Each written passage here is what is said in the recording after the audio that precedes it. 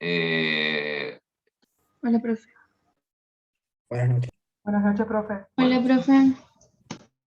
Inicia la grabación, Rubén. Hola, profe. sí, perdón. Ya, iniciaste, perfecto.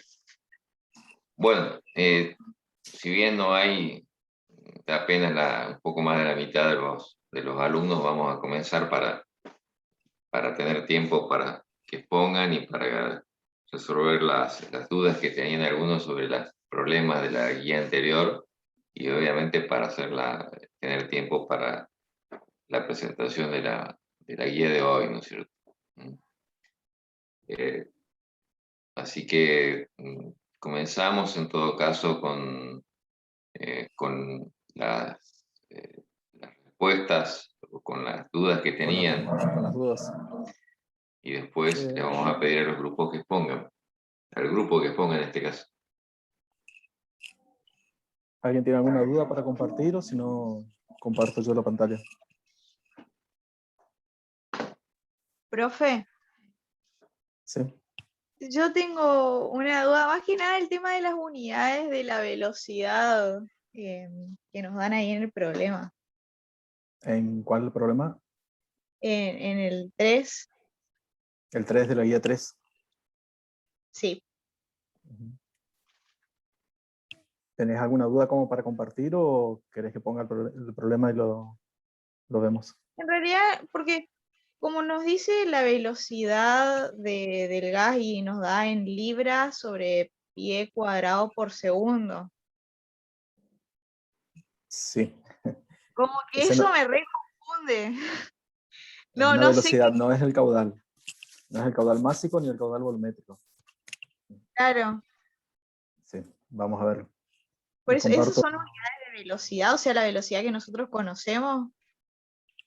un segundito, comparto y lo vemos ahí en el problema. Bueno, Profe, yo también quería preguntarle sobre el 1, o sea, sobre el 3A sería, en el cual te pedía calcular la masa. El problema 3, el punto A. Sí, porque yo llegué a un resultado, pero es muy grande y tampoco sé si está bien hecho. Y al hacer después el B me daba un diámetro muy, muy chiquito, que en mi punto de vista no tenía sentido, Ok, digamos. vamos a mirar la No resolución sé si y está bien. vemos la resolución y bueno, ahí se van a dar cuenta si tienen algún error en el planteo o si no puede ser algún error de cálculo o de cambio de unidades. Bueno, repasamos un poquito el problema. Era un proceso de absorción. Un segundito, ahí está. Como es un problema de absorción, nosotros siempre nos ubicamos en la operación unitaria. Siempre la absorción va a tener 2 entradas y 2 salidas. En este caso, nos dice que una de las entradas, que es aire, trae como soluto cloruro de hidrógeno con una concentración 5 molar. Una de las salidas, obviamente, va a ser esa corriente de aire, que en este caso, en este problema, también arrastra un poquito de cloruro de hidrógeno. Bueno, nos da los datos termodinámicos de esa corriente de aire que ingresa. Nos dice que nos da una relación de flujo. Un segundito, voy a buscar el lápiz para anotar. Ahí está. Nos da la relación de flujo entre el líquido y el gas y la velocidad del gas. La velocidad del gas es referida al área que atraviesa. ¿Cómo arrancamos el problema? Siempre arrancamos con el diagrama de bloques, nombramos las corrientes de entrada y de salida. Yo en este caso nombré E a la corriente gaseosa que ingresa, S como salida, W a la corriente de agua que ingresa para hacer el lavado, C a la solución que se forma. Identificamos los componentes y lo nombré al aire, con la H nombré el cloruro de hidrógeno y con la W al agua. El agua como componente. El balance de materia global para la absorción es sencillo, o sea, siempre va a ser el mismo que tengamos. Cuando tenemos un problema de absorción, el balance de materia global va a ser exactamente el mismo. 2 entradas igual a 2 salidas. En este caso es imposible que haya una variación. Lo que sí puede llegar a variar es el balance particular. ¿Por qué? Si nosotros podemos plantear el balance particular para el aire como corriente inerte. Sabemos que el aire como corriente inerte está presente, como componente inerte, está presente en la corriente de entrada y en la corriente de salida. No tenemos en la corriente de agua que ingresa, no tenemos en la solución. Entonces el balance de materia particular para el aire tiene solamente 2 términos. Para el cloruro de hidrógeno, en este problema, particularmente en este problema, está presente en 3 corrientes. Obviamente siempre va a estar en la corriente de entrada. Si la torre funciona, si se da el fenómeno de absorción, va a estar en la corriente de salida del líquido, que sería la corriente C, y dependiendo de las condiciones del problema, el cloruro de hidrógeno podría estar en la corriente W, porque el agua que ingresa para hacer la absorción puede o no contener soluto, eso es un dato del problema, y puede estar presente en la corriente de salida gaseosa. ¿Por qué? Porque si la torre tuviese un 100% de eficiencia, esta corriente de salida, la corriente gaseosa, sería solamente aire, o solamente el gas inerte. Todo el soluto de interés se hubiese absorbido. Esas son condiciones del problema particularmente. En este caso nosotros sabemos que tenemos en la entrada la corriente de agua no trae cloruro de hidrógeno, es agua pura, y sí tenemos cloruro de hidrógeno en la corriente de salida gaseosa y en la solución. Y el agua, bueno, el agua va a estar, siempre vamos a considerar que está presente solamente en 2 corrientes. O sea, en la corriente de entrada y en la corriente de salida. No consideramos que hay evaporación. Eso significa que nunca vamos a considerar que haya corriente de agua o del solvente en la corriente S. Ahí tenemos nuestra base, las 4 ecuaciones de balance de materia. Balance de materia particular, global, y los 3 balances de materia particular. Uno para cada componente. ¿Qué datos tenemos? Tenemos el caudal volumétrico, que yo lo expreso como Q sub E. ¿Por qué? Porque es el caudal volumétrico de la corriente E. Sabemos que entra en 50.000 pies cúbicos. Es un volumen en la unidad de tiempo. Eso lo podemos trabajar en metros cúbicos, lo podemos trabajar en pie cúbico, en centímetros cúbicos, como ustedes prefieran. Los datos que tenemos, si empezamos a leer el problema, están expresados no como porcentaje peso en peso, sino como relación molar, porcentaje molar. Sabemos que la entrada de cloruro de hidrógeno tiene 5%, la salida tiene 0,5%. Como tenemos solamente 2 componentes, consideramos al aire como un solo componente, como un gas inerte, nos analizamos por el lado del oxígeno y del nitrógeno, lo tomamos como un solo componente. ¿Cuál va a ser la composición molar del aire? Va a ser 1 menos la cantidad de moles que tenemos menos la fracción molar de cloruro de hidrógeno, tanto para la entrada como para la salida. ¿Hasta ahí alguna duda? Esto es lo básico, este es el inicio del planteo del balance de materia. Si alguien planteó diferente, No, profe, hasta ahí me está claro. avisa. Hasta ahí es claro, sí, hasta ahí es fácil. Hasta ahí es lo básico. Ahora, en realidad nosotros tenemos solamente un volumen y composiciones molares. Pero tenemos los datos termodinámicos. ¿Para qué nos sirven los datos termodinámicos? Conociendo la presión y la temperatura de entrada de la corriente E, podemos recurrir a las leyes de los gases y obtener el número total de moles que ingresan. Entonces, lo que normalmente nosotros solíamos trabajar como una corriente en masa, en este caso, por conveniencia, nos conviene trabajarla como una corriente molar. La ley de los gases nos da exactamente la totalidad de gases, de moles, que ingresan al sistema, de moles en la corriente gaseosa E. Si nosotros tenemos los moles que ingresan en la corriente E, ya tenemos un dato más. Profe, Sí, eso va a estar expresado por unidad de tiempo, ¿no es cierto? O sea, la cantidad de moles por unidad de tiempo. exacto. ¿Por qué? Porque el caudal, vos ya lo tenés expresado por unidad de tiempo. Claro. En ese caso no es un volumen fijo, sino vas a estar trabajando con un caudal volumétrico. Sí, disculpame, te interrumpo, José. Sí. Cuando están como está trabajando esto en un estado estacionario, o sea, que no varía en el tiempo las corrientes, el cálculo se puede hacer tanto como si fuese una condición de un volumen fijo digamos, a una corriente, ¿no es cierto? Porque siempre van a ser los mismos valores constantes. Entonces podemos hacer todas estas consideraciones, ¿no es cierto? Claro, si el volumen, si el caudal fuese aumentando o disminuyendo, ya no estaríamos en una situación de Estado estado estacionario. estacionario. Ahí tendríamos que hacer una integración entre el estado inicial y entre el volumen inicial y el volumen final, o entre el caudal inicial y el caudal final. Pero eso lo van a ver más adelante. También se analiza. Pero en este caso nosotros consideramos que, así como analizamos para un volumen fijo, para un sistema que no tiene entradas y salidas, en este caso que estamos analizando para un estado estacionario, el caudal volumétrico es fijo. Va a ser siempre 50.000 pies cúbicos hora, o en las unidades que ustedes lo prefieran trabajar. Ahora, yo ya tengo el número de moles que entra por unidad de tiempo. Ustedes eligen la base. De acá, de la ecuación 2, del balance de materia particular, yo lo había planteado como fracciones peso en peso, o sea, trabajando con la... Un segundito, porque se me fue el anotador. Un segundo.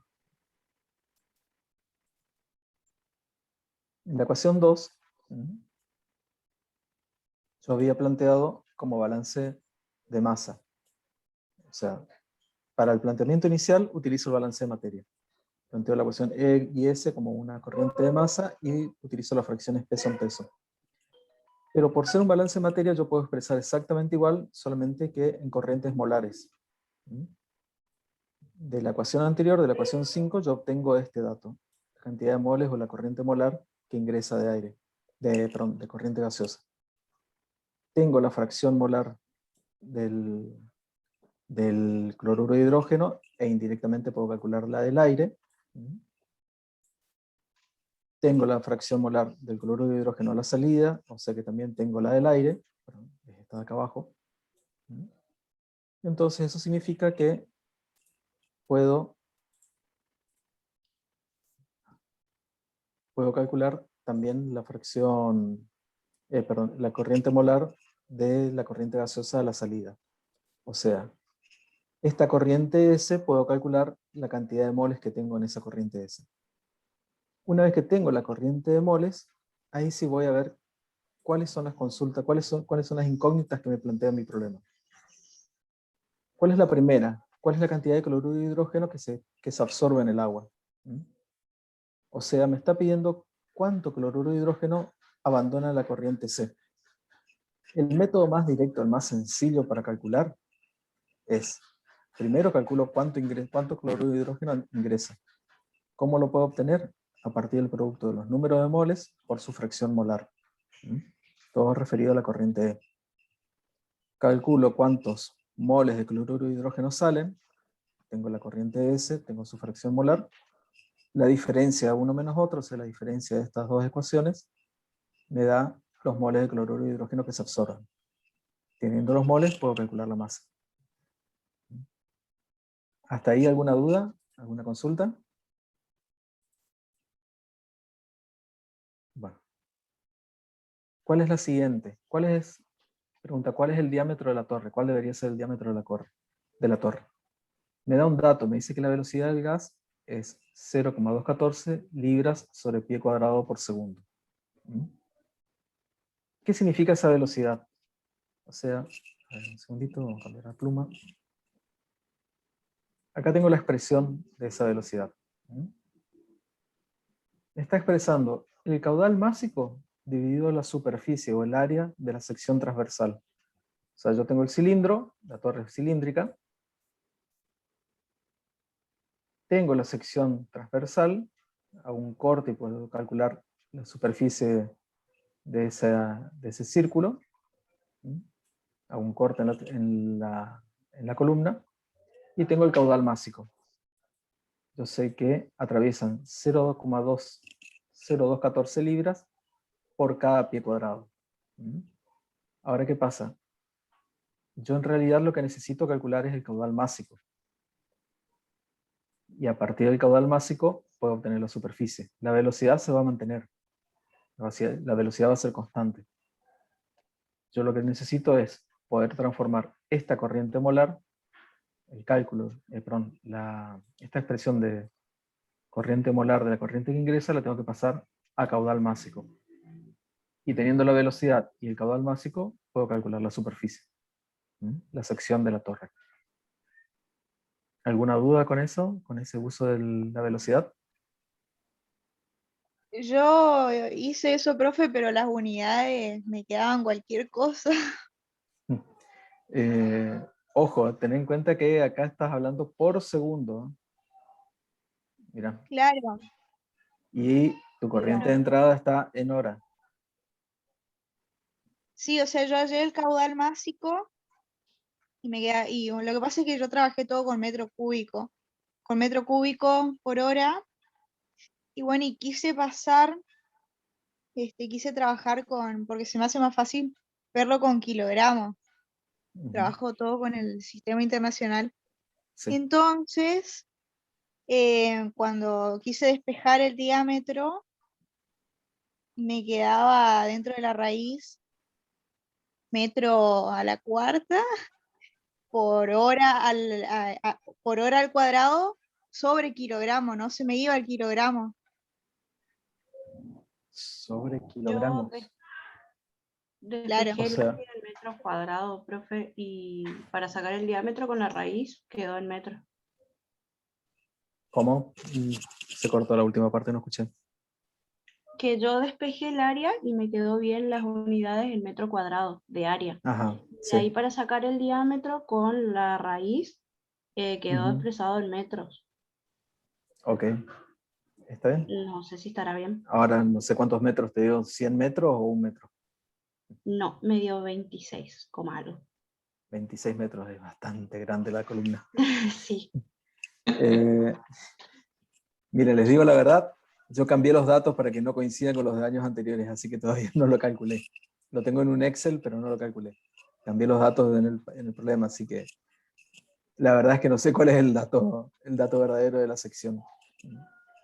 Pero el objetivo es que vayan utilizando la unidad y cambiando las unidades, trabajando con unidades. ¿Sí?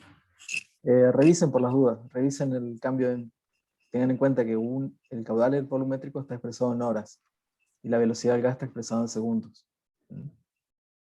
Tengan en cuenta eso. Y revisen los cálculos. Puede estar bien, puede ser que esté bien. Y por último, ¿cuál era la eficiencia del equipo? El último punto. Esto sale solo. Se expresa como la relación entre lo que se absorbió respecto al producto que ingresó a la torre. Ahí lo tenemos que expresar. Les consulto, ¿es lo mismo hacer el cálculo en moles que en masa? ¿Qué les parece? ¿Puedo expresar la eficiencia en mol sobre mol o en kilos sobre kilos? ¿No debería quedar igual a dimensional? No, nunca es adimensional.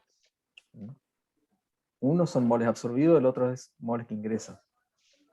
Las corrientes son distintas. Pero sí, es lo mismo. Es lo mismo expresarlo como moles o expresarlo como en masa, como kilos. Que no pongamos las unidades no significa que sea dimensional. Es lo mismo que, tengan en cuenta, acá la fracción, cuando estoy hablando acá de la fracción molar, ¿es adimensional esta expresión? No, es mole de soluto sobre mole de solución. Exactamente. Uy, ¿qué toqué? ¿Pero a ustedes se les fue la pantalla o...? Sí, se fue, te quedaron los... Sí, profe, dice como que Ahí está.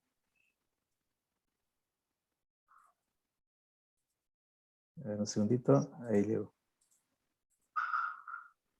Ahí está. Claro, no es adimensional. Esta expresión no es adimensional. ¿Mm? Que normalmente no coloquemos las unidades no significa que sea adimensional. Igual que la fracción peso en peso, tampoco es adimensional. Siempre son los moles o los gramos o la masa de un componente referido a 100 moles o 100 unidades de masa de la mezcla total o de la solución, llamémosle mezcla porque puede o no ser homogénea. Tengan en cuenta eso siempre, porque por más que no les pidamos que coloquen las unidades, hay veces que al considerar adimensional uno se tienta de multiplicar, dividir y hacer operaciones matemáticas que físicamente no tienen sentido. ¿Sí? Bueno, ¿alguna duda de la resolución? Profe, Sí. ¿puede explicar una vez más cómo es lo del tema del diámetro de la torre? Porque no entendí muy bien cómo es el tema del caudal másico. A ver, se corta un poquito. ¿No entendés el caudal másico? ¿Cómo Sí, calcular el caudal cómo másico? calcularlo a partir de la constante molar E. No es una constante molecular, corriente. Bueno, eso es error mío por no avisarles como abrevio. Cuando pongo CTE es corriente.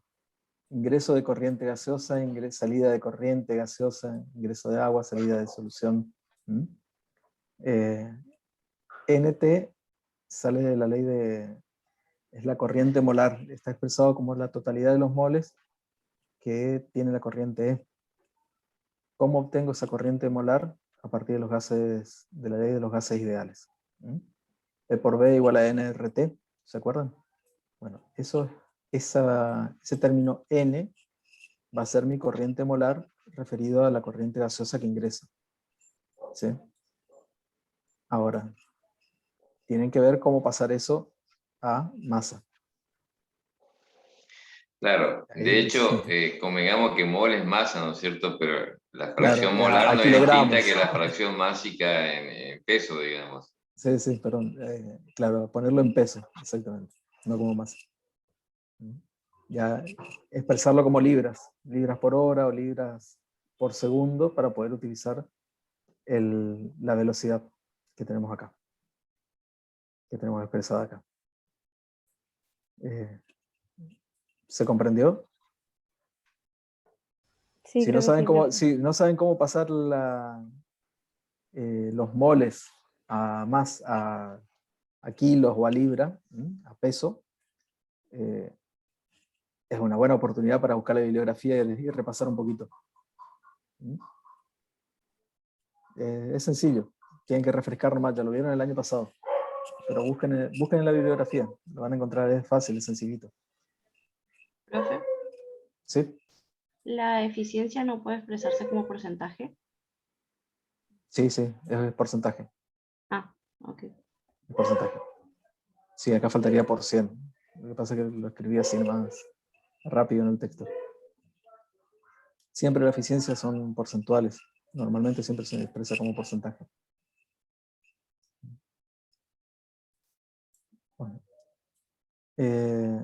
Hoy cerraba la recepción de este taller, pero le vamos a prolongar vamos a extender hasta el viernes a las 19.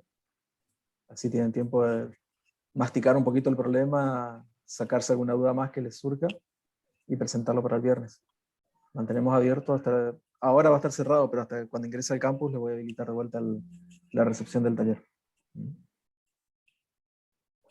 Profe, le consulto algo. ¿Sí?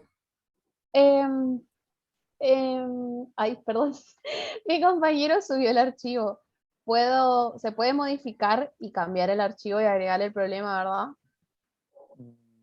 No podés. ¿No se puede? No se puede. ¿Será que lo puedo Una tarea mandar? que se sube no la pueden Ajá. recibir de vuelta. ¿Y la puedo mandar por mail? No, Oh. que la ¿Cómo puedo suba hacer? otro. Algún otro del grupo.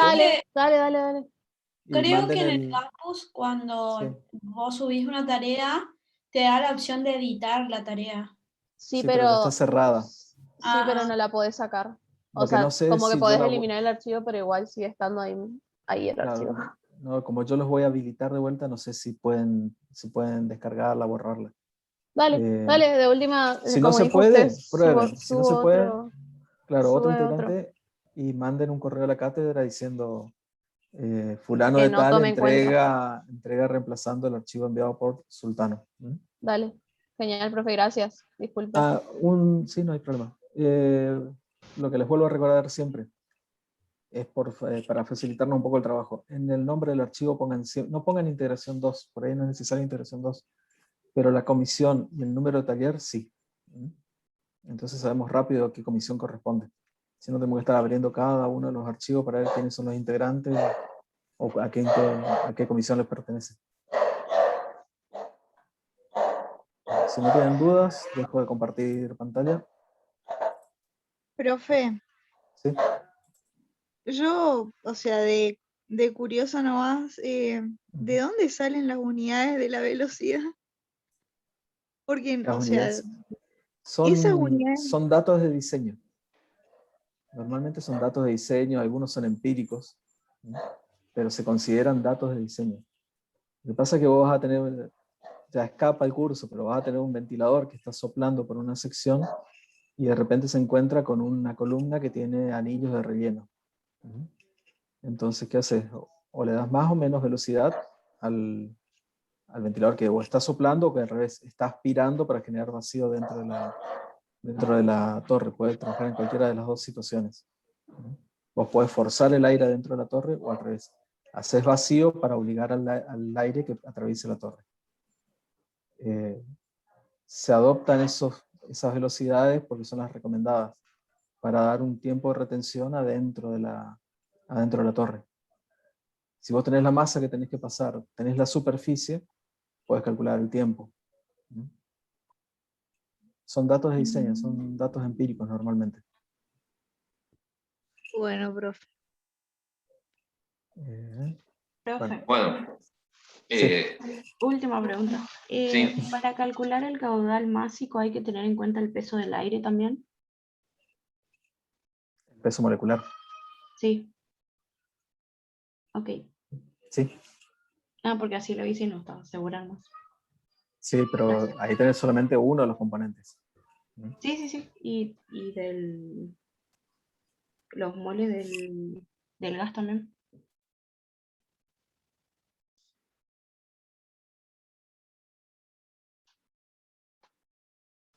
Está muteado. Perdón. Consideramos el aire como un solo componente. No consideramos el oxígeno y el nitrógeno por separado. Sí. Antes de que haga la presentación, quiero resaltar lo que dijo el ingeniero Alquier, de que ustedes tengan que poner en el asunto como figura el número de grupo y el taller, ¿no es cierto? Yo les voy a subir acá, en la parte de introducción, los errores comunes que se utilizan cuando se mandan mail.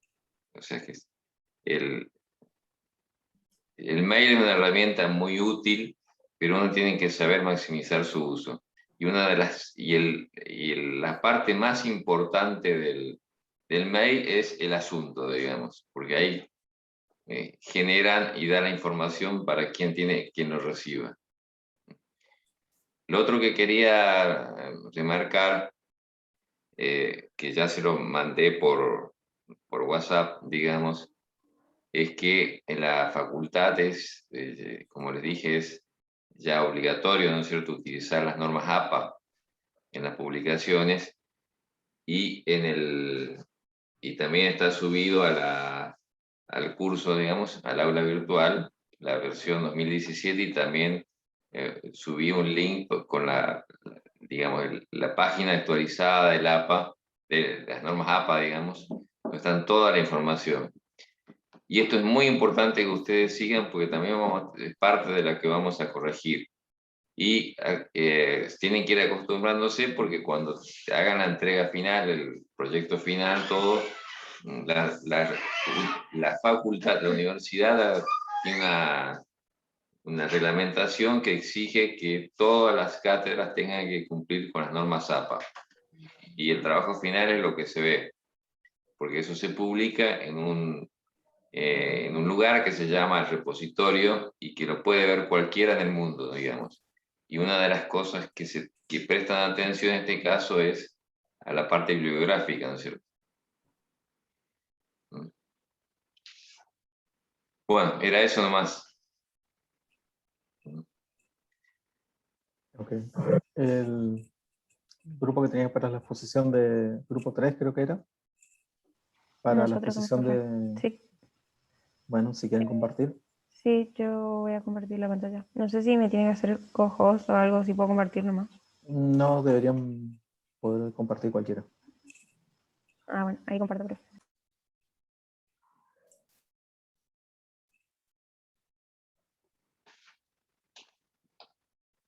¿Ahí se ve?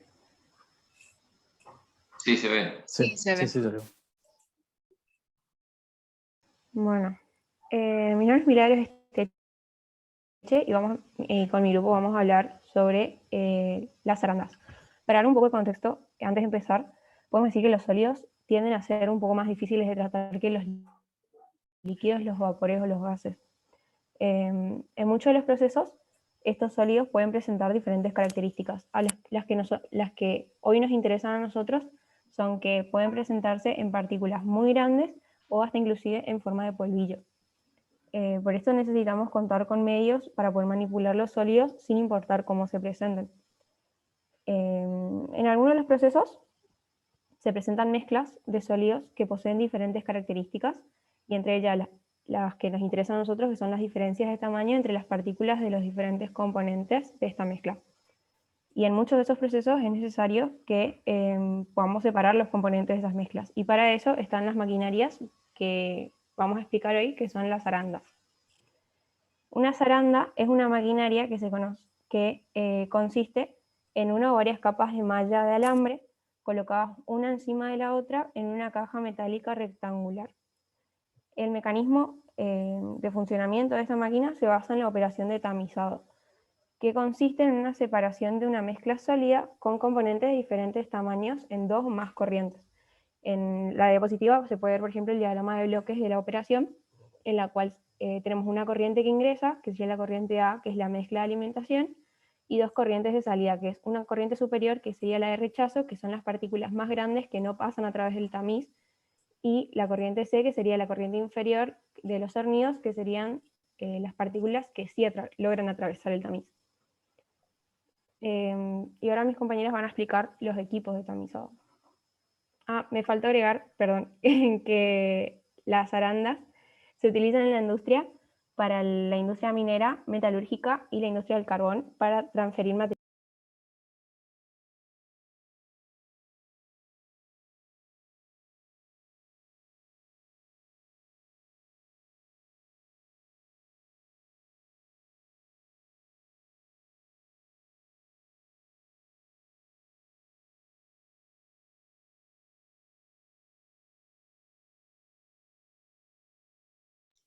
Hola, mi nombre es Luana Salkman y yo voy a explicar los tamices giratorios. Los tamices giratorios constan de varios tamices que están acoplados unos arriba de otros y, como dijo mi compañera, forman una forma de caja o carcasa. El tamiz más grueso se va a situar en la parte superior y el más fino en la parte inferior. Debemos tener en cuenta que la mezcla de partículas se va a depositar desde el tamiz superior. Seguí nomás, Mili. Existen partículas que van a pasar fácilmente a través de las aberturas de los tamices, pero van a haber otros casos en los que se va a precisar alguna forma de agitación, como es el caso de los tamices giratorios, que van a necesitar de giros. Existen distintos tipos de tamices giratorios y esto se debe a que puede haber dos tipos de giros. Puede estar el tamiz con un giro en un plano horizontal, que es la imagen A, o puede haber un giro horizontal en un giro en un plano vertical, que vendría a ser la imagen B. Pasa nomás, Mili. Bueno, acá también podemos ver en la imagen A un tamizador que tiene giro en un plano vertical. Estos son rectangulares y son bastante largos y tienen ángulos de inclinación desde 16 grados a 30 grados. A su vez, estos ángulos de inclinación y la frecuencia del giro de los tamices son regulables. En la imagen B podemos observar un tamizador que tiene giro en un plano horizontal y las partículas van a descender sobre la superficie del tamiz y van a ser presionadas hasta bajar las partículas más gruesas. Entre los dos tamices vamos a ver que hay unas bolas de goma que van a mantener los compartimientos separados, y a su vez van a ayudar que las partículas no se traben dentro de los tamices. Ahí ya está. Hola, yo soy Aguirre Rajoy Mayapía y bueno, primero voy a hablar del tamiz o la parrilla estacionaria, que es un enrejado de barras metálicas paralelas que están dispuestas inclinadamente. La pendiente, es decir, el camino que sigue el material, es generalmente paralelo a la longitud de las barras. Se lo alimenta de partículas muy gruesas que, por ejemplo, proceden de un triturador primario. Se las deja caer sobre el extremo más elevado de la parrilla y los trozos más grandes se deslizan hacia el extremo de los rechazos, mientras que los pequeños pasan a través de la parrilla y se recogen en un colector.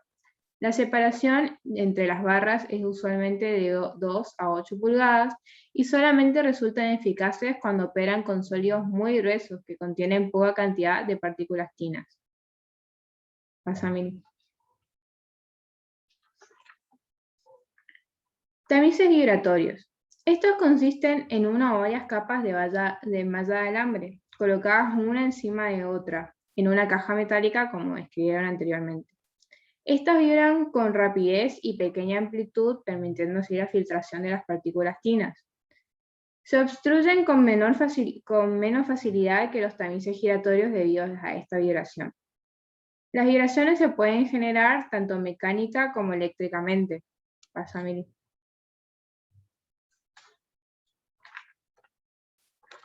Las vibraciones mecánicas generalmente se transmiten desde excéntricas de alta velocidad hasta una carcasa de la unidad y desde esta a los tamices inclinados, mientras que las vibraciones eléctricas son generadas por grandes solenoides y se pueden transmitir a la carcasa o directamente a los tamices.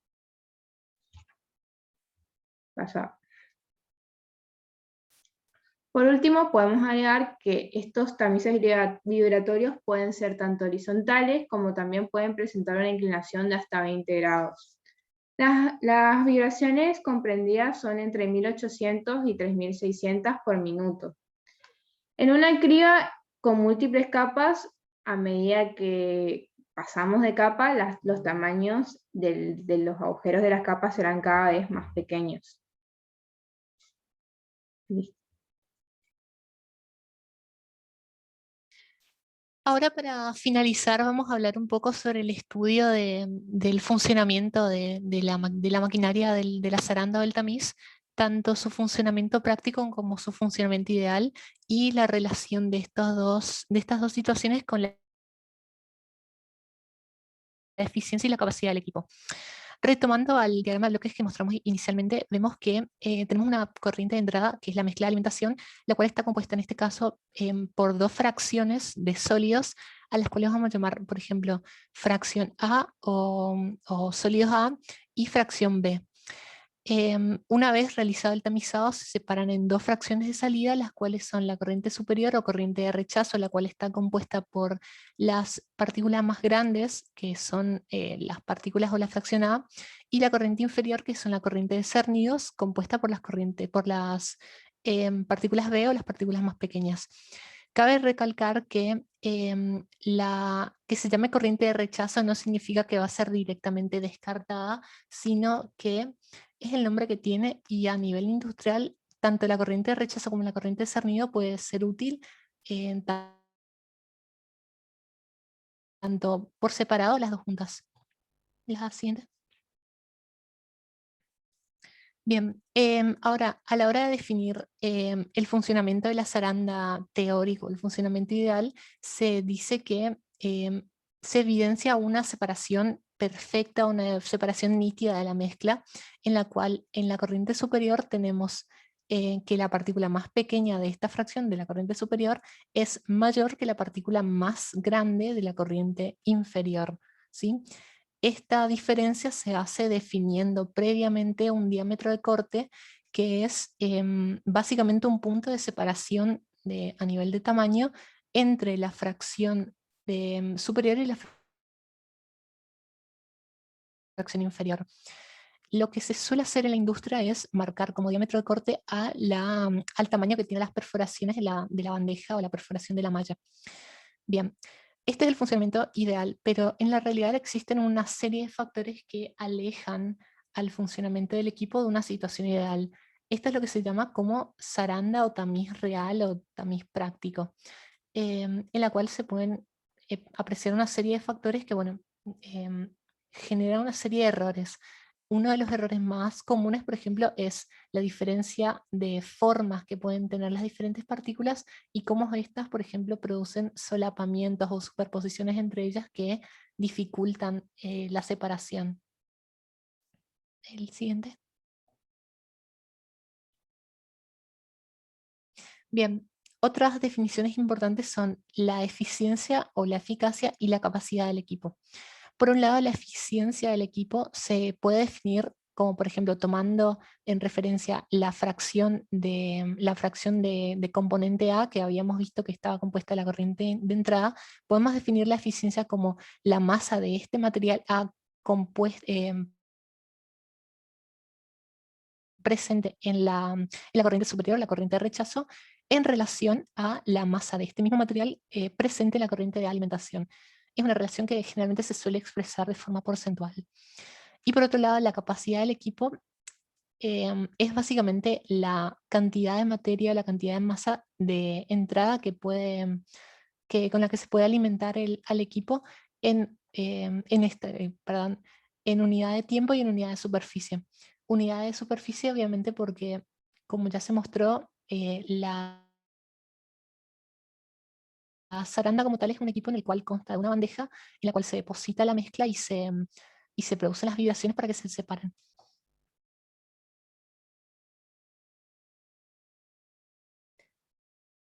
Por último, algo muy importante que nos pareció como grupo resaltar es que esto es algo que se repite también en diversas maquinarias, no únicamente la zaranda, y es que la eficiencia es inversa a la capacidad de una maquinaria. Es decir, que y lo llevamos al extremo de su funcionamiento, vamos a tener obviamente una capacidad mayor, vamos a manejar mayores caudales de mezcla y de salida, pero vamos a ver que aumentan estos factores que hacen que tenga más error y por ende disminuya la eficiencia. Y esto es un factor que se ve, una relación que se ve en todas las maquinarias y no necesariamente en las zarandas únicamente. ¿Sí?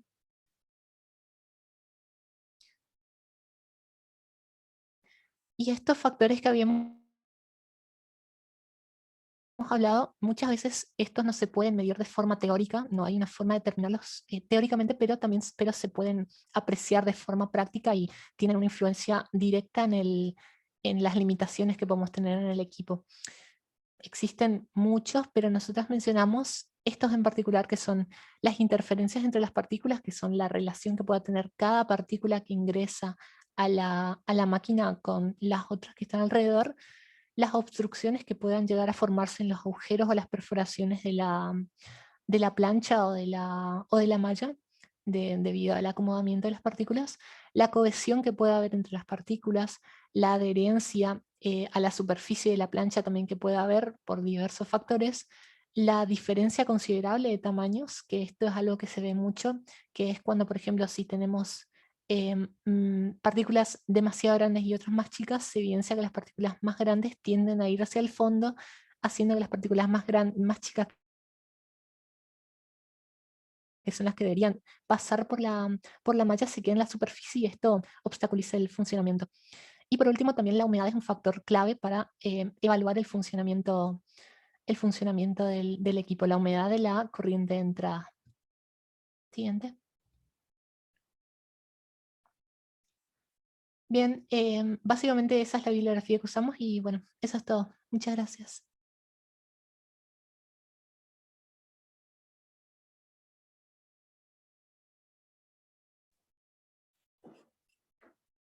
Bien. ¿Alguna duda?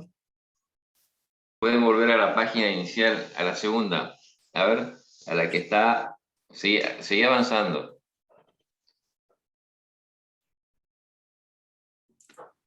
Sí. Otra más. Otra más. Otra más. Ahí. La anterior. A ver. No. Espera que hay un delay. Avanza.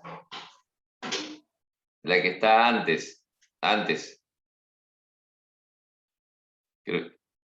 Antes. Antes. Ahí. Bueno. No sé si tienes alguna observación. A mí me pareció que estaba bien la presentación, José. Sí, el equipo por ahí no corresponde, pero sí. Sí. Bueno, lo que yo quería no era era una observación respecto al lenguaje, ¿no es cierto? Las barras metálicas dispuestas, paralelas dispuestas inclinadamente. Inclinadamente es un adverbio, cuando ahí deberían poner puesto un adjetivo, ¿no es cierto? O sea, están dispuestas inclinadas, pero no inclinadamente. Claro, profe. Sí, se entiende. Bueno, era esta porque, digamos, vamos a insistir también en lo que habíamos hablado, ¿no es cierto? En la comunicación, digamos. Bueno, era esta la observación nada más. Después sí, en general está bien. Hay algunas, a veces el lenguaje por ahí no está tan, hay algunas cosas que podemos mejorar, pero irán aprendiendo después en el cursado de las materias posteriores. Sí, recuerden que ustedes están hablando de operaciones, entonces cuando no saben cómo expresarse, recurran a la operación, el tamizado, la destilación, la absorción. Y la maquinaria, por ahí suena muy general, son los equipos. Nosotros vemos equipos. Pero principalmente refiéranse siempre a la operación unitaria que están explicando. Bueno. Dale, profe. Bueno, profe, muchas gracias. Deja de compartir nomás, entonces. Ahí está, perfecto. Comparto la pantalla.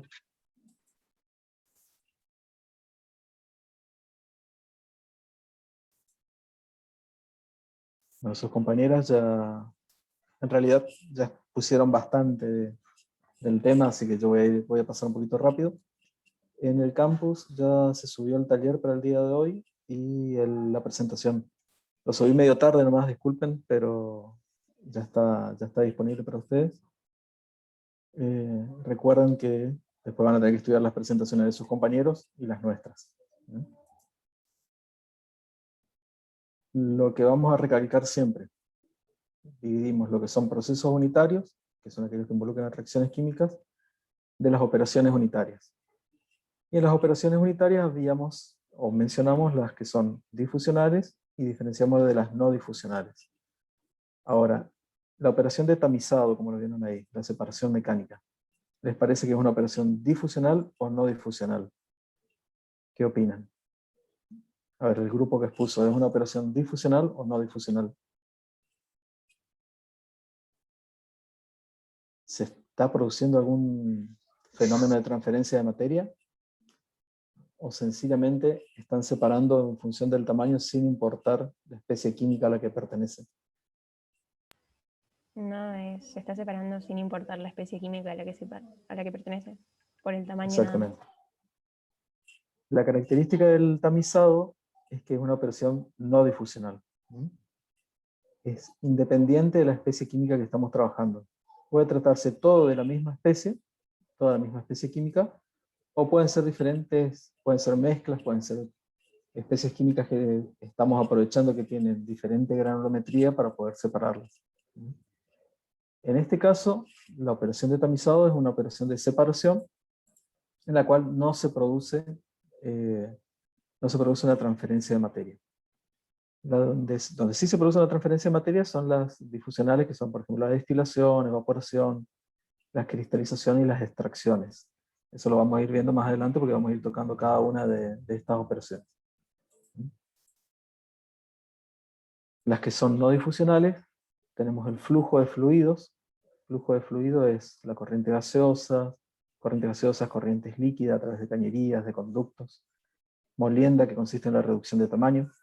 Molienda, el nombre lo dice todo. Molienda normalmente está encadenada con una operación de tamizado, porque la molienda es gruesa, pero el tamizado va refinando el producto. Y luego tenemos las otras operaciones difusionales, no difusionales, que son la sedimentación, filtración, el centrifugado y el transporte de sólidos.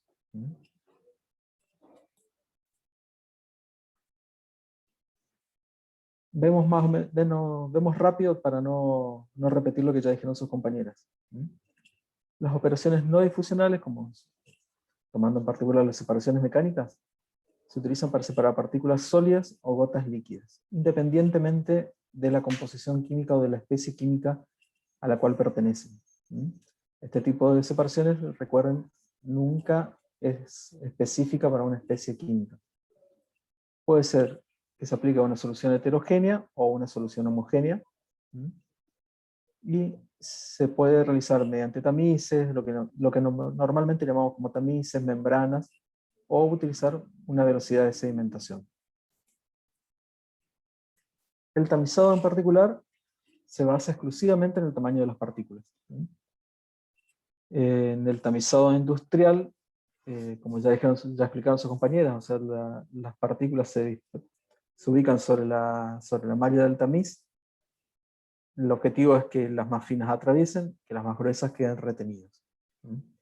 El problema es cuando hablamos de un tamiz, si nosotros tenemos una corriente de masa, una corriente o un producto que viene de una reducción de tamaño, de una molienda, y lo pasamos a través de un tamiz, tenemos una operación de separación, pero tenemos solamente dos corrientes, una superior y una inferior.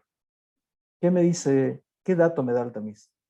El tamiz me dice, yo tengo una corriente cuyas partículas son mayores a tal medida, y una corriente cuyas partículas son menores a tal medida. En la industria se dice que esas fracciones no están dimensionadas. ¿Por qué? Porque aunque me dice que tienen un tamaño mínimo, por ejemplo las partículas que quedaron retenidas, dice que tienen un tamaño superior a una medida de X. Pero no me dice cuál es el tamaño máximo, el tamaño más grande que puedo encontrar. Igual aquellas partículas que atravesaron la malla del tamiz, el tamiz me está dando la información de que esas partículas son más pequeñas que sus perforaciones. Pero no me dice cuál es el límite mínimo de tamaño de partículas. Por eso cuando estamos hablando de un material industrial, un insumo químico, por ejemplo, un insumo que se va a usar en la industria, normalmente siempre hay que dimensionar ese material sólido. Y dimensionarlo significa que se encuentra entre tanto y tanto de tamaño. ¿Qué implica esto? Que el material, cuando está correctamente dimensionado, atravesó dos tamices. Un tamiz que separó todas las partículas mayores a una determinada medida, y un tamiz que separó todas las partículas con un tamaño inferior a una determinada medida. Entonces el producto, el insumo que yo esté comprando, yo sé que se va a encontrar entre tanto y tanto de granulometría. Siempre cuando vamos a hablar de un material sólido, tiene que tener esos dos datos de dimensionamiento, el tamaño mayor y el tamaño menor. Y la única forma de conocerlo es a partir del proceso mediante dos tamices. El dato que me puede arrojar un solo tamiz es un dato incompleto. Sus compañeras ya describieron los movimientos que pueden tener los tamices. Y para ver un poquito los tamices reales ideales, como ya hablaron sus compañeras, se define la corriente inferior como cernido, la corriente superior como rechazo. En realidad, cualquiera de las dos corrientes puede ser el producto que nosotros buscamos. Nosotros podemos buscar un producto que sea más grueso que la malla del tamiz, o un producto que sea más fino que la malla del mismo. El tamiz ideal haría una separación perfecta. exactamente perfecta. Y se define el diámetro de corte como el diámetro de perforación o de sección de las perforaciones del tamiz.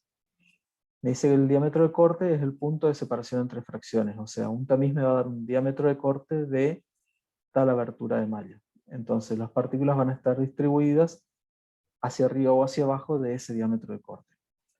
El problema es que los tamices reales no son perfectos. No producen una separación perfecta alrededor del diámetro de corte. Sus compañeras más o menos ya comentaron los problemas. ¿Cuáles son los más comunes? El principal problema es la forma de la partícula. Hay algunas que pueden ser en formas de agujas, aciculares, pueden ser fibrosas. Algunas partículas pueden ser más planas, como una pequeña lámina. Entonces, hay que definir cuál va a ser la longitud característica de la partícula, la que yo quiero, la longitud que yo voy a seleccionar para hacer la separación, para seleccionar mi tamiz. Si yo tengo partículas aciculares, o sea, en forma de aguja, ¿cuál va a ser la medida que voy a tomar? ¿La longitud o el diámetro? En función de eso yo voy a elegir si yo tengo que separarlas por el diámetro, y bueno, el diámetro de corte del tamiz va a ser más pequeño, obviamente, que la longitud de la partícula.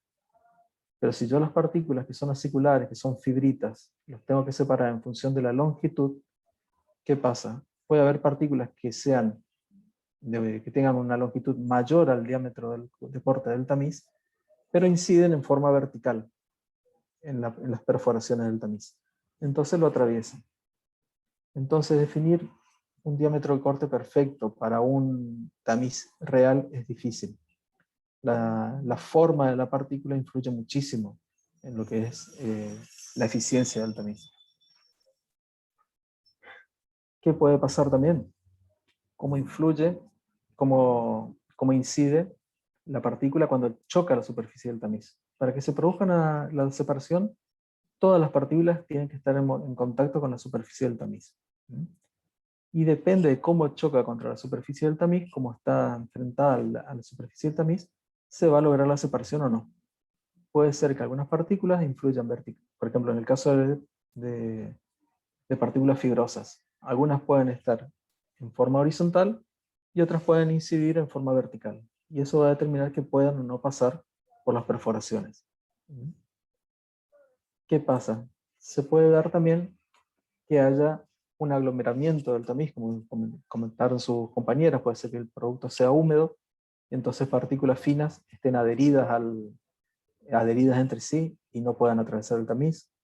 Puede ser eso se puede dar no solamente por humedad, sino también, por ejemplo, por estática. La estática en el polvo hace que se aglomere y no pase por un tamiz. Se puede dar, bueno, tanto por el aglomeramiento como la sobrecarga del tamiz. Pongo demasiado material adentro del tamiz.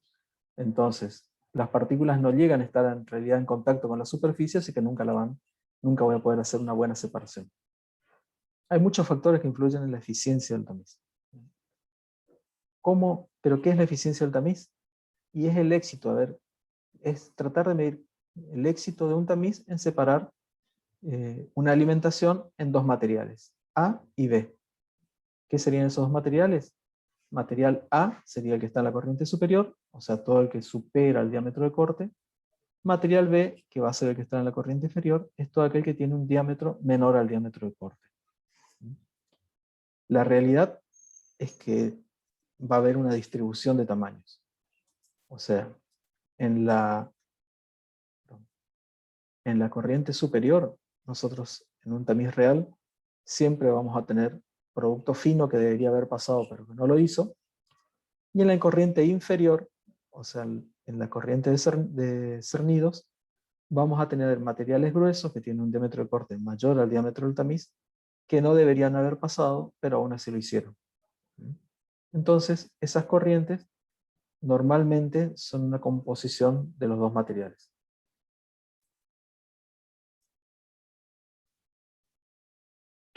¿Cómo se define la capacidad de un tamiz? Sus compañeros ya lo dijeron, es la masa de material que puede atravesar el tamiz por unidad de tiempo y por unidad de superficie. Y si ustedes ven las unidades, son exactamente las mismas que las que vimos en la torre de absorción. Solamente que en la torre de absorción lo llamábamos como velocidad y acá lo estamos llamando como capacidad. Como lo dijeron sus compañeras, la capacidad en realidad es un dato empírico. ¿Por qué? Porque depende mucho de las partículas, depende mucho del material que yo voy a estar tratando. ¿Qué es lo que me dice la capacidad del tamiz? En función de las características de las partículas, yo voy a poder pasar. Para una determinada unidad de masa voy a necesitar o más tiempo o más superficie para lograr una buena separación. Si yo tengo mucho tiempo para tamizar, para trabajar ese material, puedo trabajar con tamices más pequeños. Ahora, si mi proceso me exige que el tiempo de tamizado sea corto, voy a necesitar superficies más grandes. Capacidad y eficiencia siempre son factores opuestos, porque cuanto más grande es el tamiz, más va a disminuir la eficiencia. Y a su vez, cuando yo busco mayor eficiencia, tengo que reducir la capacidad del tamiz. Todo está dado por la oportunidad de paso, o sea, qué oportunidades, qué chances tiene una partícula de incidir sobre la superficie del tamiz y llegar a atravesar el tamiz, de ser seleccionada por el tamiz. Porque tiene que incidir de una determinada manera sobre la perforación.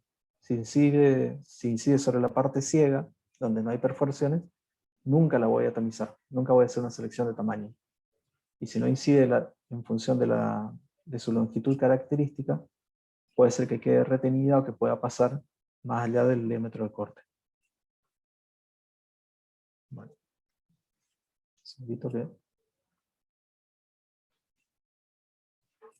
¿Cómo planteamos el balance de materia para la operación de tamizado? Pero por favor, un segundito que no, avanzó muy rápido, ahí está. El balance de materia en la operación de tamizado es sencillo, es una operación de separación. Y también es sencillo porque siempre vamos a tener una sola alimentación y siempre vamos a tener solamente dos salidas. Dos salidas por malla que vamos a considerar. Sus compañeras cuando hablaron de los tamices reales, hablaron de que hay tamices que tienen varias, pueden operar con varias mallas en serie, una arriba de la otra. Pero nosotros cuando vamos a hacer el balance de materia, vamos a considerar de a una malla. Vamos a analizar el balance para cada malla, para cada medida. Entonces siempre vamos a tener solamente una corriente superior y una sola corriente superior. Normalmente, ¿cómo las identificamos? Fácil.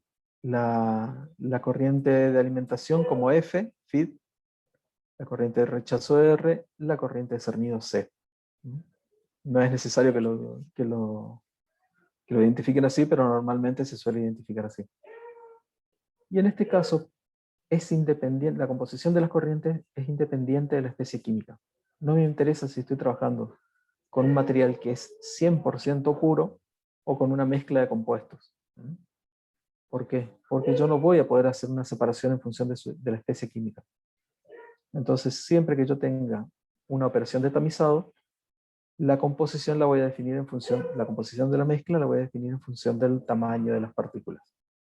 Eso significa que puedo considerar cada una de las corrientes como compuestas por dos elementos, por dos componentes.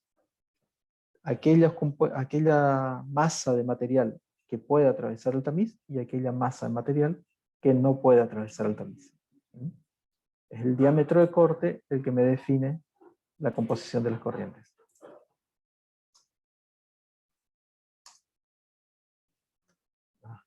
Un segundito. Bueno, el balance de materia global es sencillo porque es una operación de separación. Una sola alimentación, dos corrientes de salida. El balance de materia particular, normalmente vamos a plantear un solo balance, o podemos plantear un solo balance de materia particular porque estamos hablando de una mezcla de dos componentes. Donde cada componente, como dice acá, está en función de los diámetros de partículas.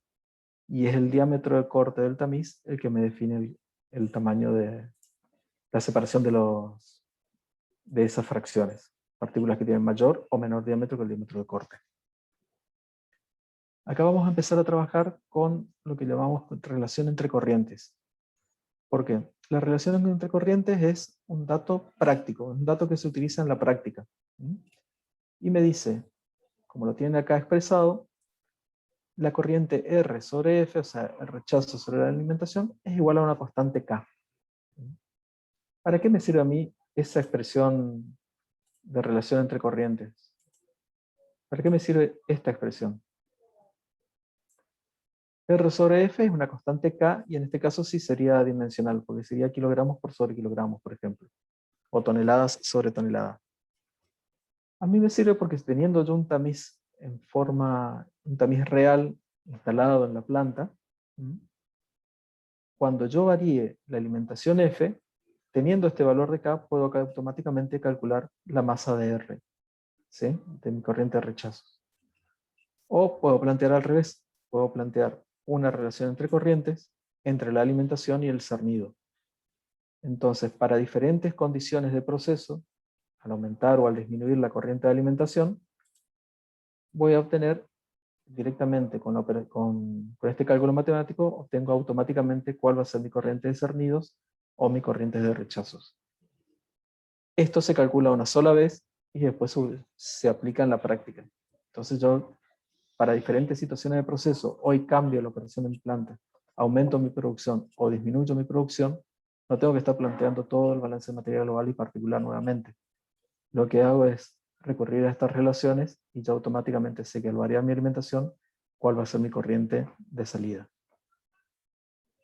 Siempre se verifica, y es un cálculo matemático, o sea, es algo sencillo, es un reemplazo, que la relación de una salida sobre la alimentación, o sea, R sobre F, más la otra salida sobre la alimentación, C sobre F, es igual a 1. ¿Sí? Este PowerPoint ya está subido en el campus, ustedes lo pueden ver, y como ejercicio traten de demostrar que R sobre F es igual a esta expresión. ¿Sí?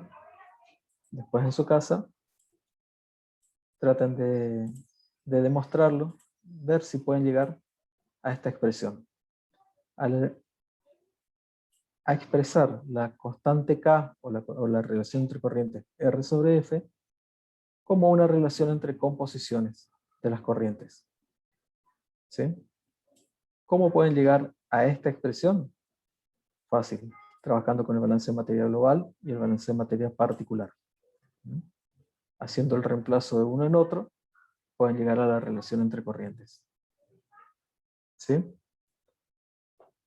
Bueno, obviamente traten de hacer lo mismo con la expresión K2. A ver cuánto les da C sobre F. ¿Qué expresión les da? Y una vez que tienen estas dos expresiones, estas dos relaciones de corrientes expresadas en función de las composiciones en masa, verifiquen esta expresión. Si es cierto que la suma de las relaciones entre corrientes es igual a 1. Esto es un ejercicio para empezar a trabajar con los balances de materia. Obviamente después en el parcial le vamos a hacer directamente trabajar con el balance de materia. Pero esto es un ejercicio, tómenlo como ejercicio. Traten de demostrar estas tres ecuaciones, o de verificar estas tres ecuaciones.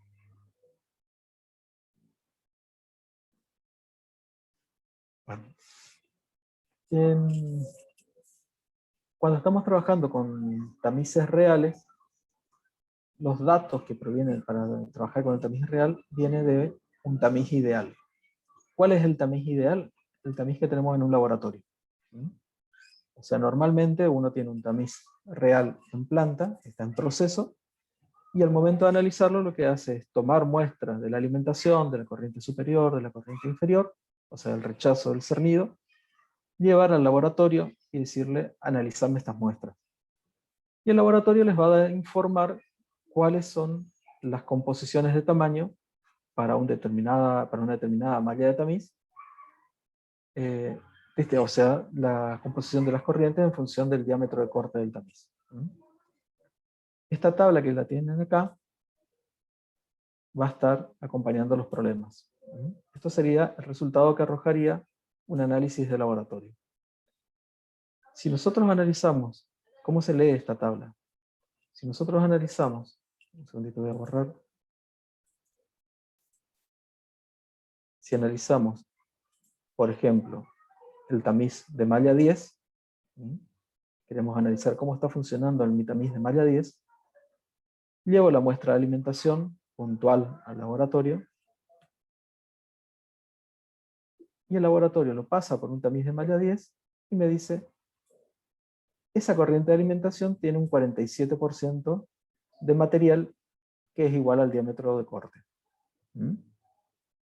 Perdón, mayor al diámetro de corte. Llevo una muestra de la corriente de rechazos, una corriente de la corriente de cernidos, y el laboratorio las pasa por su tamiz ideal y me dice, la corriente de rechazos en realidad tiene solamente un 85% de partículas que tienen un diámetro de tamiz, un diámetro de corte, un diámetro de partícula mayor al diámetro de corte. O sea, solamente el 85% de R debería haber quedado retenido. El resto, ese 15% restante, debería haber atravesado la malla, pero no lo hizo. A su vez, llevo una muestra del cernido, lo llevo al laboratorio, lo analizan, y el laboratorio me dice que en el cernido tengo un 20%, casi un 20, un 19,5% de partículas que deberían haber quedado retenidas en el tamiz, pero que aún así lo atravesaron. Son partículas que incidieron de una determinada manera, de una determinada forma, o tienen una forma circular y pudieron atravesar el tamiz. Esos son los datos que yo voy a utilizar para plantear mi balance de materia. Siempre referido ¿a qué? A fracciones másicas en las cuales el diámetro de la partícula es mayor al diámetro de corte. ¿Se comprende esto? ¿Se comprende dónde salen los datos? Un segundito voy a borrar. Vamos a borrar todo de vuelta. Cada una de las filas que tenemos acá me indica el análisis de laboratorio para las corrientes que estoy considerando. ¿De dónde? ¿Qué dato me brinda? Me brinda justamente la fracción de partículas cuyo diámetro es mayor al diámetro de corte, o sea, que quedan retenidas en el tamiz, y me da la composición en la alimentación, en la corriente de rechazos, en la corriente de cernidos. Obviamente, como estamos hablando de un tamiz real, tenemos esta distribución de tamaño en estas dos corrientes. Si el tamiz fuese perfecto, esta corriente sería igual al 100%, o sea, igual a 1, y esta corriente sería igual a 0. Si fuera un tamiz real, ideal, un tamiz perfecto. Pero no es así.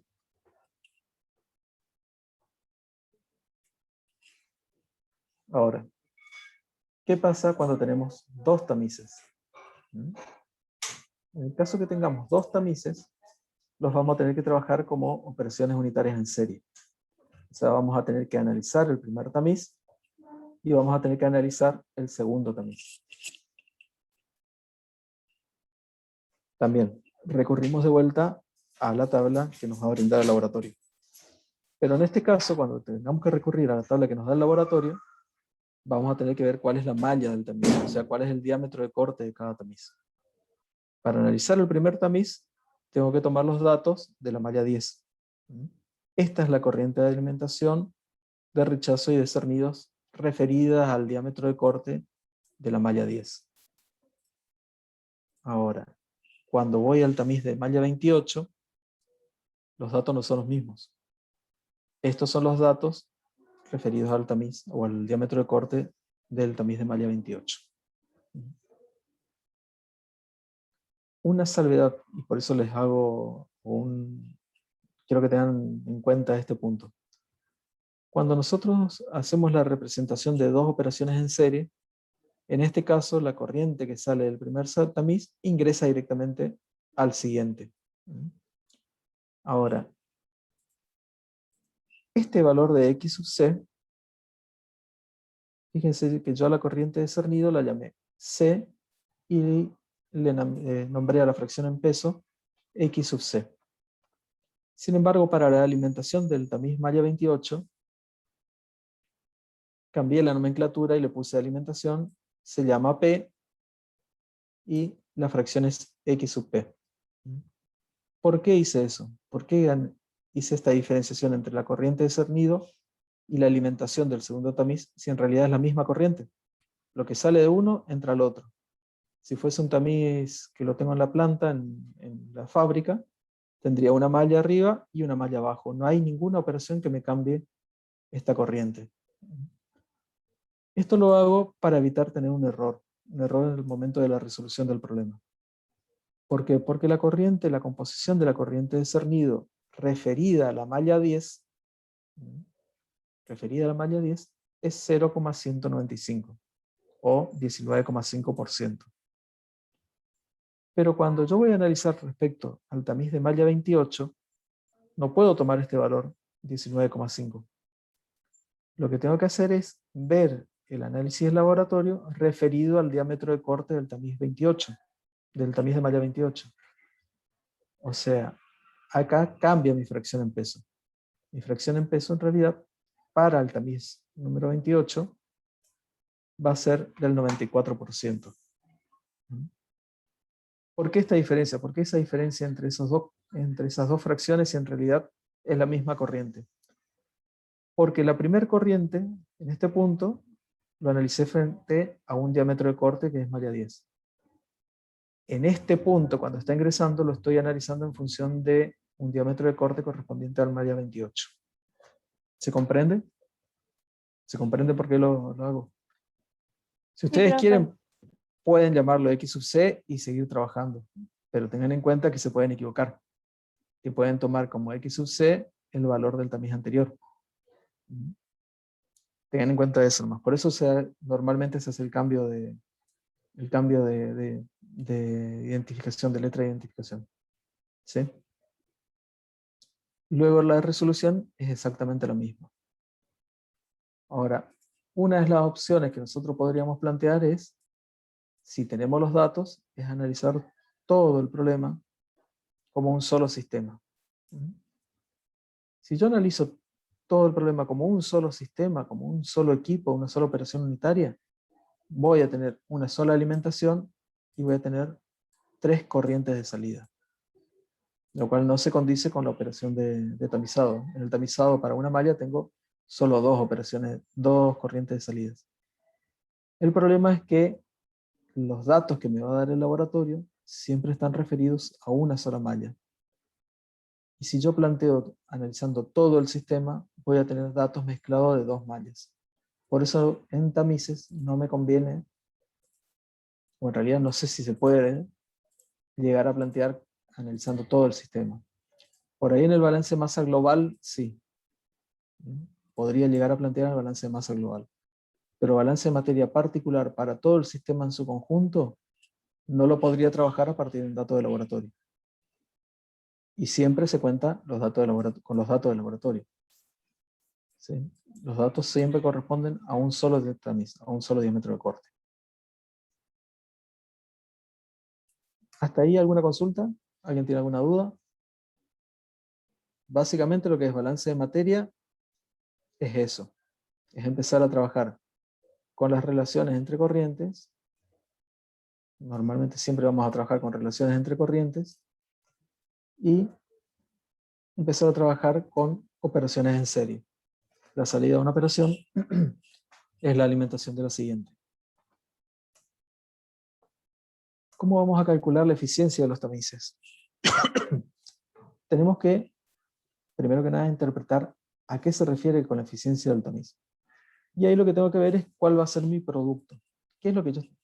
Perdón. Acá dice destilación, pero está mal. Yo tengo un error, después lo voy a cambiar. La operación es el tamizado. Yo tengo que analizar qué es lo que estoy buscando con mi operación de tamizado. Obviamente estoy buscando separar por tamaños. Pero ¿cuál va a ser mi producto? Mi producto va a ser las partículas con diámetro mayor al diámetro de corte, o sea, las que están en el rechazo, o van a ser las partículas que tienen un diámetro menor al diámetro de corte, las que están en el cernido. Entonces, lo que yo tengo que hacer es, fijando cuál va a ser mi producto, recién puedo empezar a calcular la eficiencia del tamiz. ¿Sí? Si yo lo analizo respecto a los finos en C, ¿cuántos finos tengo en C? La eficiencia del tamiz va a ser la corriente C por XC dividido F por XF, o sea, cuántos finos tenía en la corriente de salida respecto a la corriente de alimentación. Si lo quiero analizar respecto a los finos en R, lo tengo que analizar con los finos en R respecto a la alimentación. Pero tengo que tener siempre en cuenta que tengo que definir cuál va a ser mi producto, cuál es mi producto de interés. Para estas relaciones, fíjense, para calcular las eficiencias, hay un dato que vamos a empezar a utilizar, como vimos anteriormente. Las relaciones entre corrientes. Para calcular la eficiencia del tamiz, tenemos que calcular la eficiencia entre la relación entre corrientes. Obviamente, las fracciones en peso van a ser datos.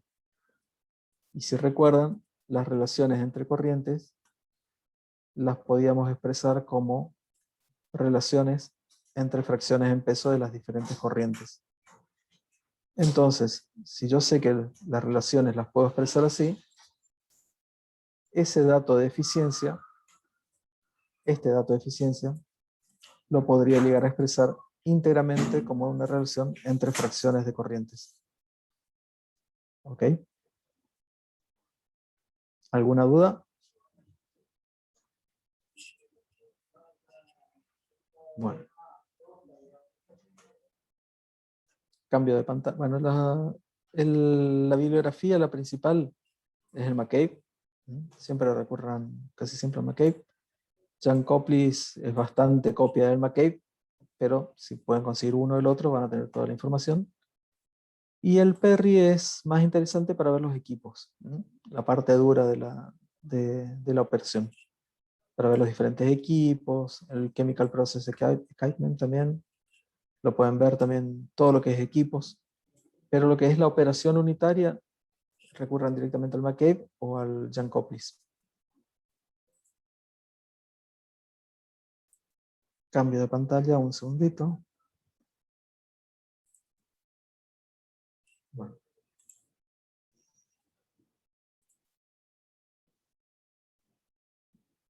¿Están viendo el taller 4? ¿Ya lo ven? Sí, profe. Bueno. El taller 4, bueno, tengan en cuenta primero que nada que tienen que entregar solamente los puntos 1 y 3. ¿Sí? Lo vemos, lo hablamos y después lo queda para resolver en la casa porque la operación es bastante sencilla y con el PowerPoint de la cátedra deberían tener toda la información para poder resolver los problemas. El primer problema les dice que tienen una muestra de cuarzo que se analiza en laboratorio y esa muestra de calcio se pasa por un tamiz de malla 20. Calculen las relaciones básicas entre las corrientes superior, inferior y la alimentación. Fíjese que el problema no les da absolutamente ningún dato de masa. No le dice cuánta masa está ingresando.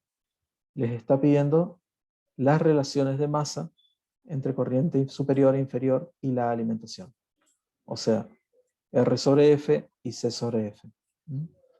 Entonces van a tener que trabajar para los datos del tamiz de malla 20 exclusivamente con las fracciones peso en peso.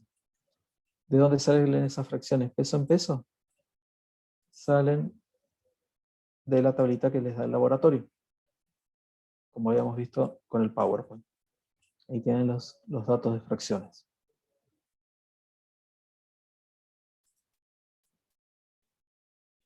Ahora, el problema número 2 le dice que ahora sí les da un dato de masa, les dice que tienen 5 toneladas de cuarzo, o sea, el mismo material, y quieren obtener una distribución de tamaño menor a 1,65 pero mayor a 0,83. O sea, están queriendo obtener un producto que sí está dimensionado. Tiene un diámetro menor y un diámetro mayor de corte. Para eso necesitamos sí o sí recurrir a dos tamices.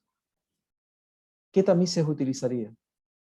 Y utilizando los datos del laboratorio que están en el problema 1, o sea, esta tabla, tenemos que ver, un segundito, saco esa anotación.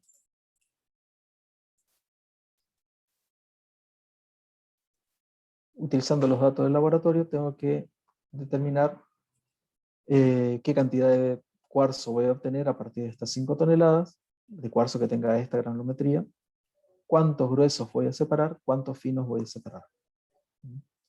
Ahora el tema es, ¿cómo defino yo qué tamices voy a utilizar? Porque acá los tamices están expresados como mallas.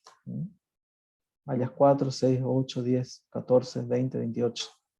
Sin embargo, acá me está pidiendo una dimensión. Me dice que los diámetros de cortes tienen que ser 1,65 milímetros y 0,83 milímetros. ¿De dónde saco el dato para ver qué tamiz tengo que utilizar? Voy a la segunda hoja y ahí tienen la tabla de tamices de Taylor. Es una escala que está normalizada, la encuentran en cualquier libro, o casi cualquier libro de operaciones unitarias, o en el Perry, y ahí les indica, en función del número de mallas, cuál es la abertura en milímetros. ¿Sí? Y si me está pidiendo 0,83, sé que voy a tener que usar un tamiz número 20, y creo que era 1,65, voy a tener que usar el tamiz número 10. O sea que voy a tener que usar en forma seriada estos dos tamices, el 10 y el 20, para obtener mi producto. Acá tienen en pulgadas el diámetro de corte, o sea, la abertura de malla o la abertura en pulgadas, y como dato adicional tienen el diámetro del hilo que usa para tejer la malla del tamiz que se utiliza. ¿Hasta ahí alguna duda? ¿O seguimos al tercero? Bueno, de este tiene que entregar solamente el primero. El tercero también es un poquito más complicado, pero en realidad ya se dio ahí en el PowerPoint de la cátedra. ¿Qué buscamos? Tenemos que separar una mezcla de cristales en 3 fracciones. Una gruesa que se retiene en tamiz de malla 4, una media que pasa por la malla 4, pero que se retiene en malla 20, y una fina que pasa por malla 20. Esto significa que vamos a tener que trabajar con 2 tamices seriados.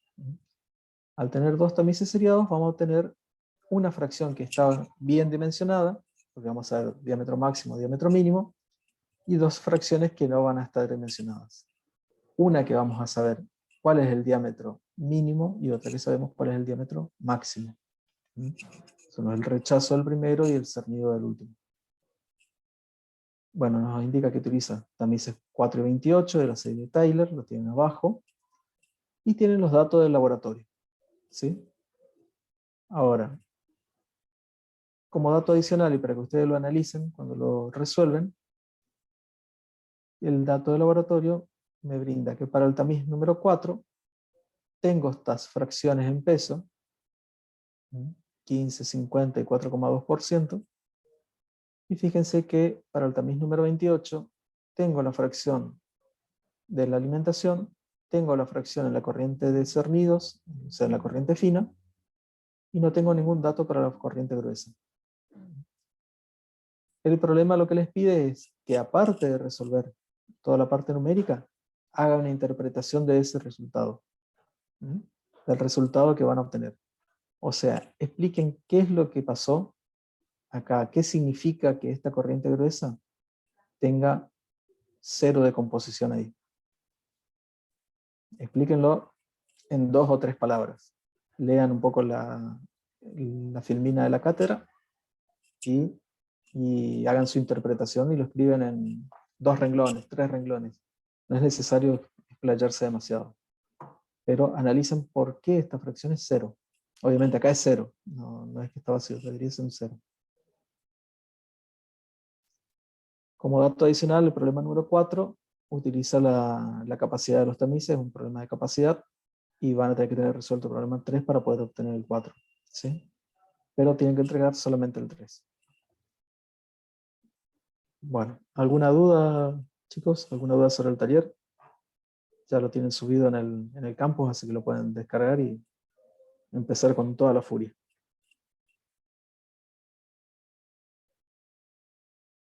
Bueno, dejo de compartir la pantalla entonces, si no tienen dudas.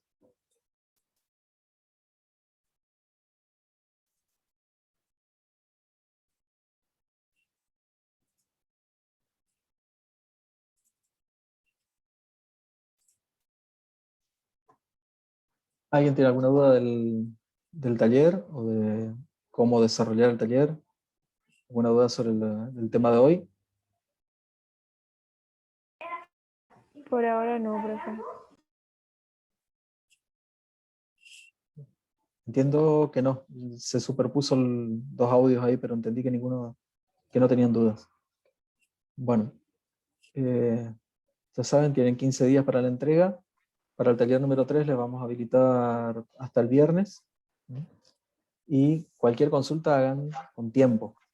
Entonces podemos tener preparado para la clase.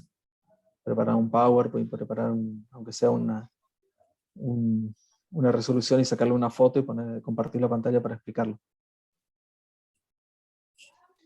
Por mi parte, Rubén.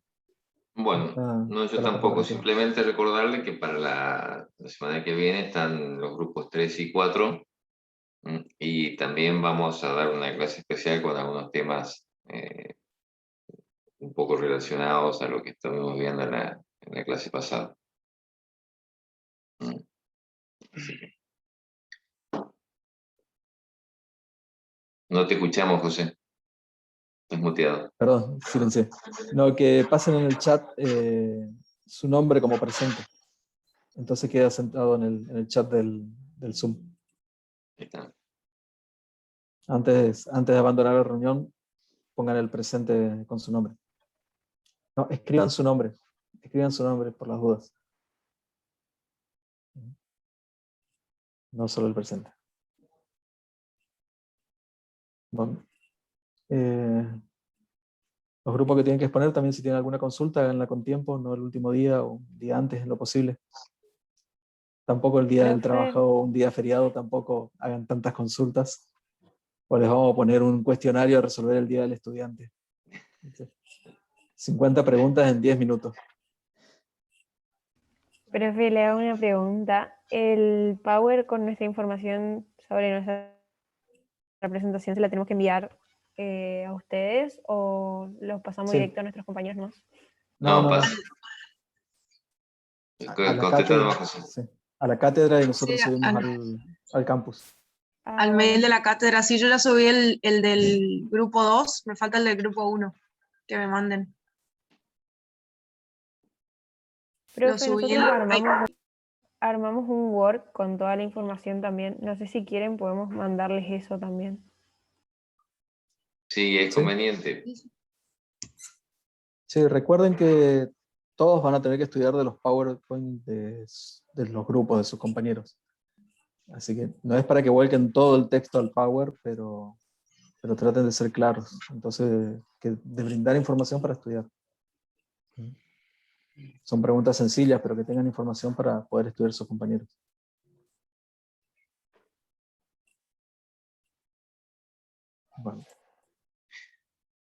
Bueno, si no tienen ninguna pregunta, terminamos, digamos, cerramos por hoy. Profe, le consulto, ¿para qué fecha sería el parcial? El parcial es el 7 de julio, tenemos previsto.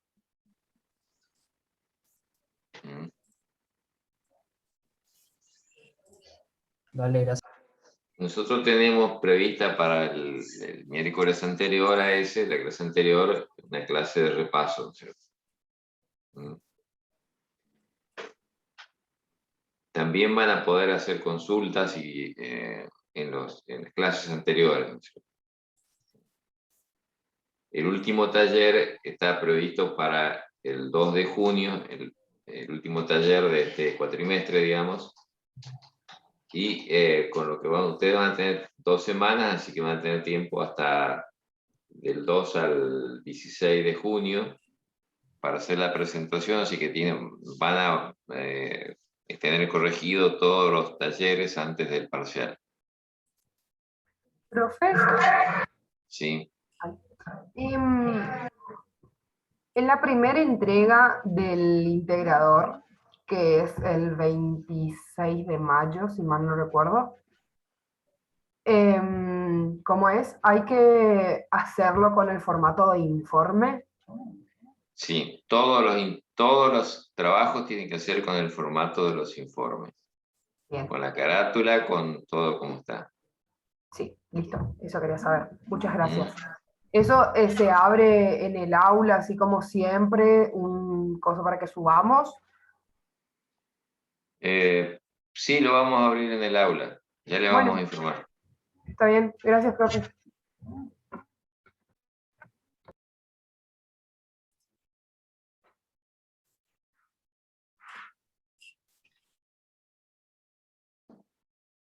Bueno, finalizamos la reunión. Rubén, Bueno, corto la grabación. sí, corta la grabación y finalizamos.